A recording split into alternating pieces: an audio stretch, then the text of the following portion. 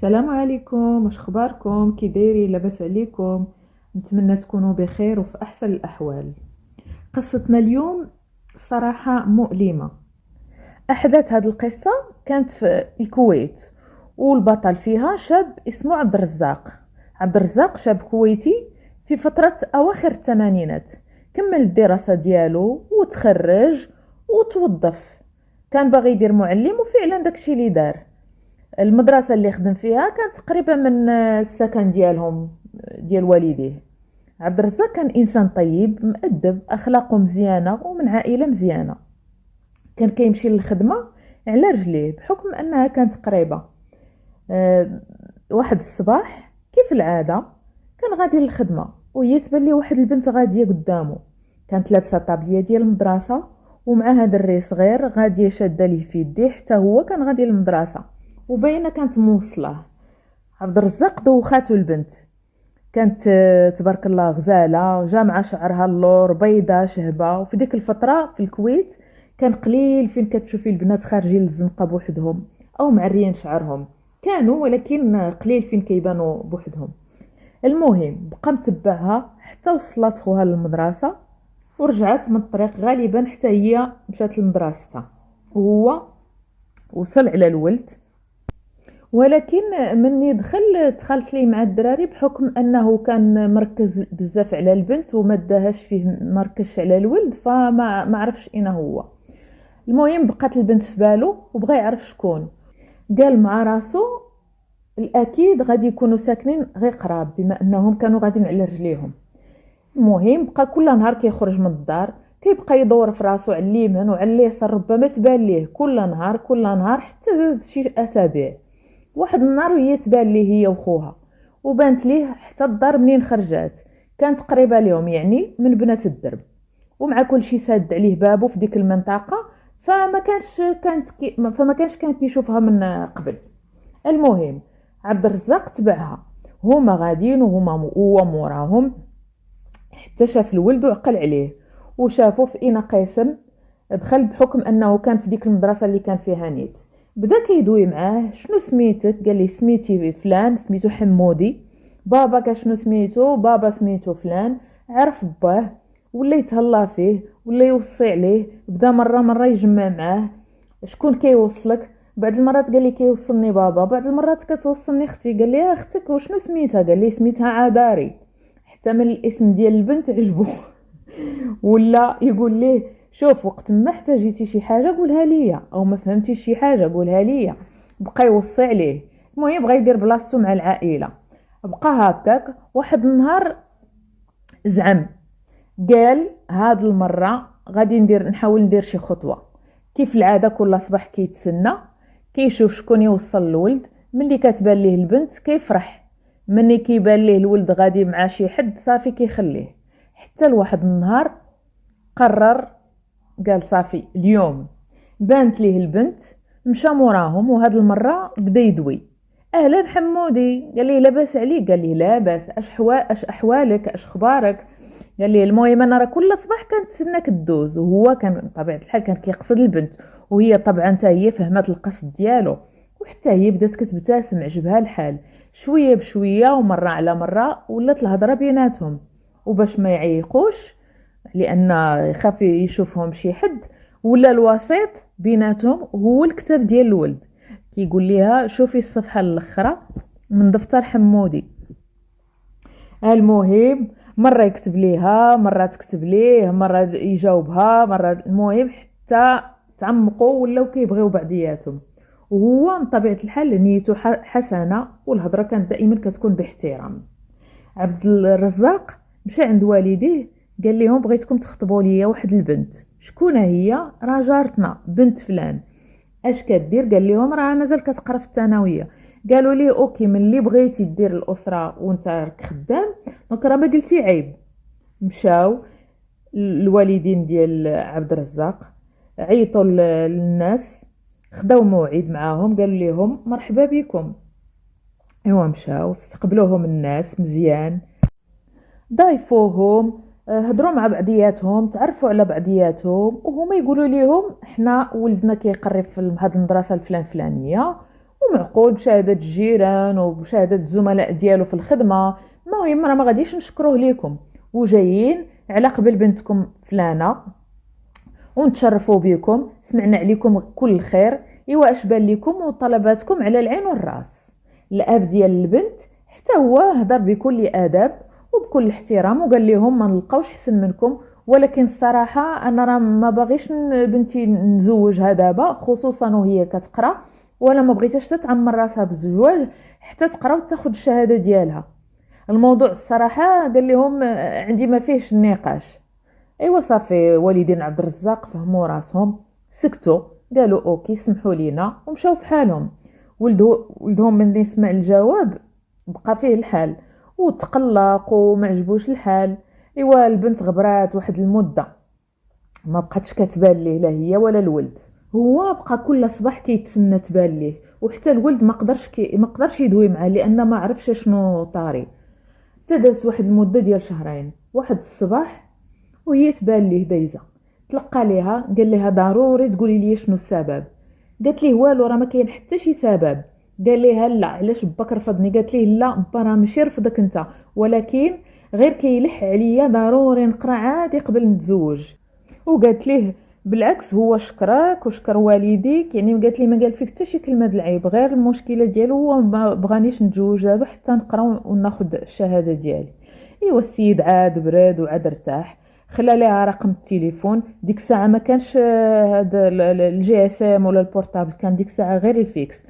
قال لها كل نهار في هذه الساعه الفلانيه مني تقدري عيطي ليا، قال لها انا راه ديما غنكون كنتسناك، داز الوقيته وما عيطتيش راه غنعرفك هذاك النهار ما غاديش تدوي معايا، المهم انا راه يوميا غادي نتسناك تعيطي ليا. قالت ليه واخا.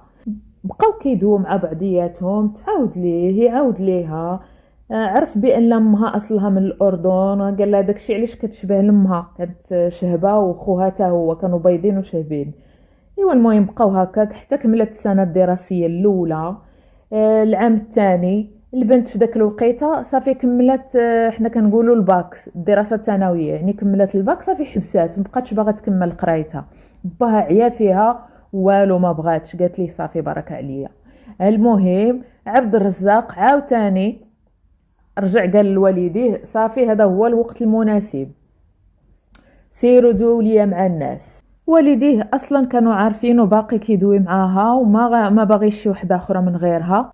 مشاو على وعدهم وسعدهم عند والدين البنت، وهاد المره باها قبل ورحب وفرح، وفعلا تزوجوا حققوا امنيتهم، عاشوا بخير وعلى خير، وهو مهلي فيها من داكشي، معيشها بحال شي اميره.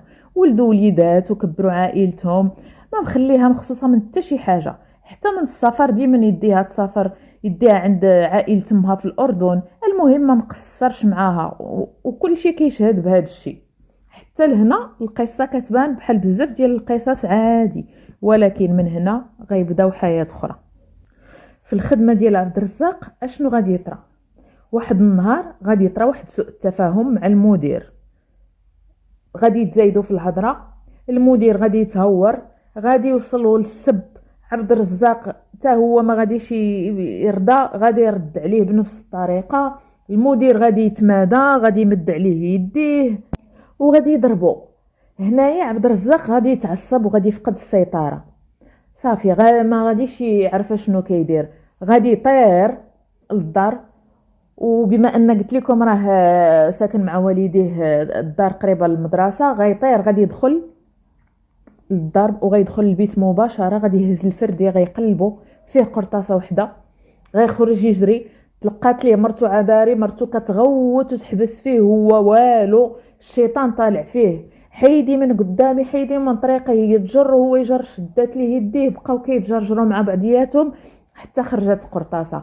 في من جات مع الاسف عداري، ضربتها في الجنب ديال راسها، طاحت. هو ديك الساعه صافي فقد السيطره، ما بقاش بحال شي حلم هو فيه، عقلو ما بقاش عارف شنو كيدير، بقى كيضرب بالفردي على راسو، يضرب هو لحسن الحظ كانت غير قرطاسه وحده اللي جات في المراه، يعني كان خاوي.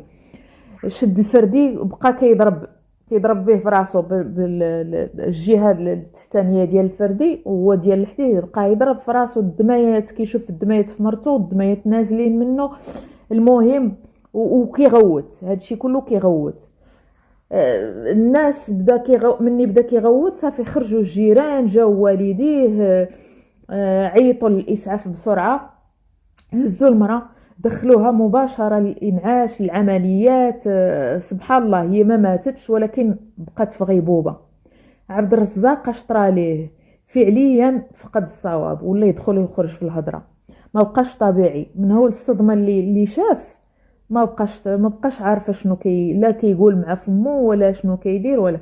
المهم شدوه في السبيطار ديال الطب النفسي، وولادو بقاو مع عائلته. هاد الاحداث كانت طرات قلت لكم في اواخر في الثمانينات، يعني في ديك 89. عداري بقات في الغيبوبه، وعبد الرزاق في مستشفى ديال الطب النفسي حتى لديك 1990، الوقت اللي غيطرا فيه الغزو على الكويت، الغزو العراقي على الكويت.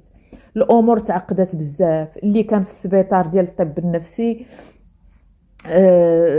زعما خداوه عائلته، واللي ما خداتوش عائلته راه يا اما تقتل في الزنقه، يا اما تفقد، يا اما تعتقل. حتى في ديك الوقيته كان اللي بان لهم كيعتقلوه، اللي بان لهم في الشارع كيشدوه، واللي في المستشفيات عايش بالالات مات، حتى كانت كيتقطع الضوء، تقطع الاكسجين، التنفس وقف ليهم، وكان من بيناتهم عداري.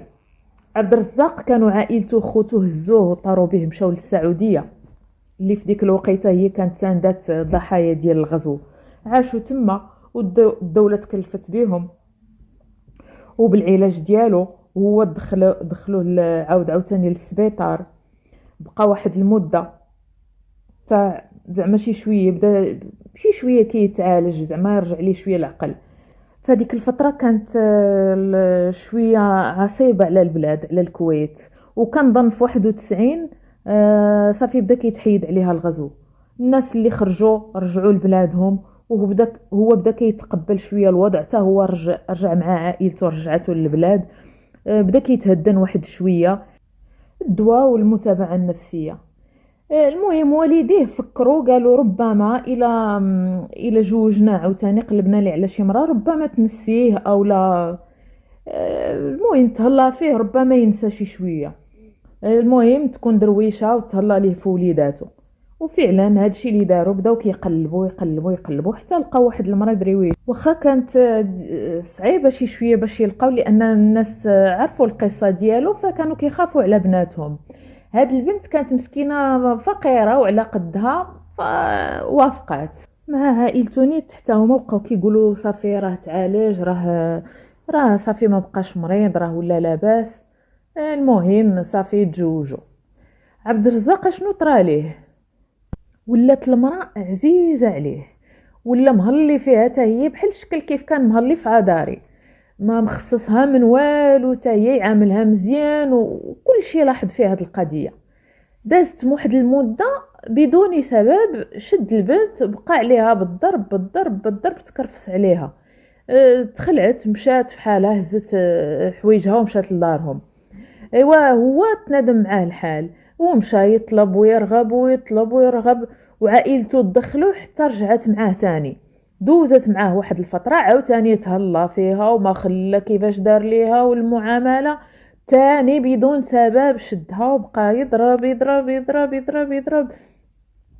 حتى عاوتاني مسكينه مشات في حالها. وعاوتاني كيدخلوا، عاوتاني كيتصالحوا، بقى هكاك مره هكا ومره هكا، حتى صافي قرروا قالوا هاد السيد راه ماشي طبيعي، قرروا يرجعوه للسبيطار. هو مالو؟ راه ملي كيكون معاها كتخيل بحال كتخيل ليه راه هي عذاري، كيبدا يعاملها مزيان ويتهلا فيها، وكيتخيل راه صافي راه مرته ما ماتتش. شويه مني كيفيق كتبان ليه راه ماشي هي مرته. كيبدا يضرب فيها وشكون انتي، ويتكرفس عليها مزيان. المهم قبل ما يهزوه للسبيطار مشى دخل لبيت خوه، هز فردي، خوه كان في العسكر، هز ليه الفردي وجا وضربها مسكينه هي للراس، وبقى يقول لها انتي اللي خصك تموتي، ماشي عذاري، ويغوت. البنت مسكينة صافي الله يرحمها. هو تاني عاوتاني شدوه في السبيطار حيت فعلا تشخص عقله مشى بالصدمة الأولى، عقله مشى، وكانت هذيك غير فترة اللي بحال تهدن فيها، ولكن حالته راه ما استقراتش، بقى في السبيطار ما استجبش العلاج مسكين حتى توفى. وولادو بقاو عند عائلته وكملوا حياتهم بلا أب وبلا أم. القصة فعلا مأساوية كتألم، والنهاية كتضر في القلب. هكا كنساليو هاد الحكاية اللي في ديك الوقيته دارت ضجة كبيرة في الكويت. نخليكم في أمان الله. ما تنساوليش من اللايك والاشتراك اللي ما مشتركش في القناة، وشي تعليق أو ملاحظة، وإلى اللقاء.